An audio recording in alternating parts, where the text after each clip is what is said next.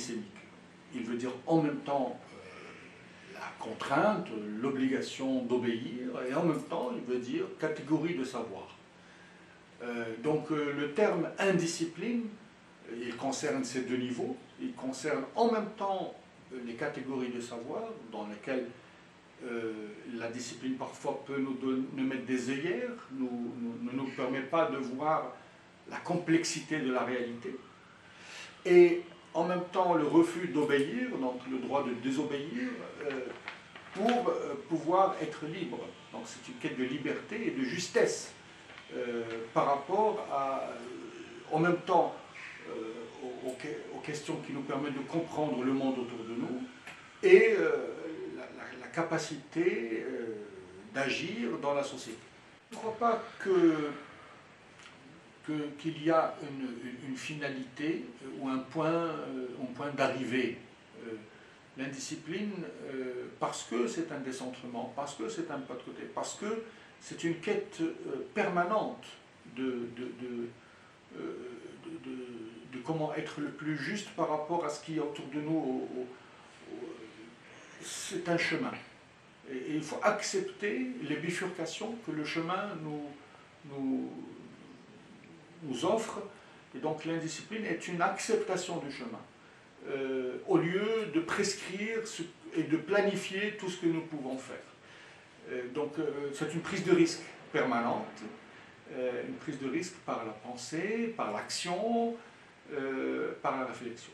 J'ai écrit ce livre parce que j'avais l'impression qu'il y avait quelque chose qui devait être articulé, qu'il fallait nommer quelque chose de latent qui provenait en même temps de travail d'artiste que je sens aujourd'hui de plus en plus soucieux d'être en même temps des chercheurs ou bien de penseurs qui comprennent qu'il faut aller vers le terrain et comprendre le réel et non pas rester dans sa tour d'ivoire.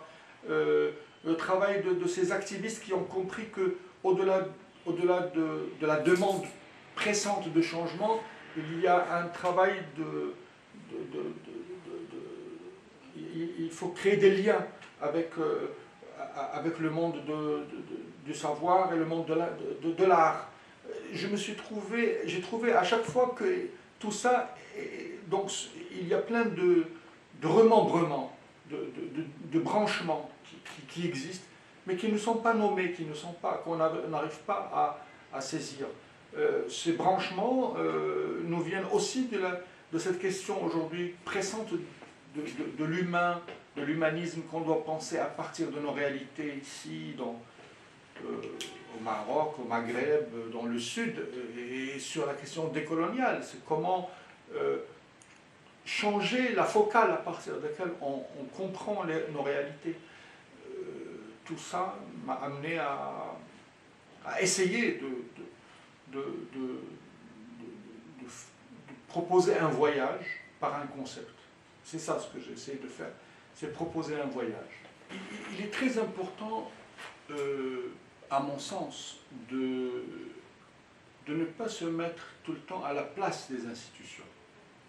Il faut garder, que ce soit en tant qu'artiste, chercheur, acteur, penseur, il faut garder cette capacité en même temps à s'émerveiller, à découvrir l'inconnu, à contester les injustices, à contester les cadres restrictifs dans lesquels peuvent nous mettre les institutions et parfois les pouvoirs en place.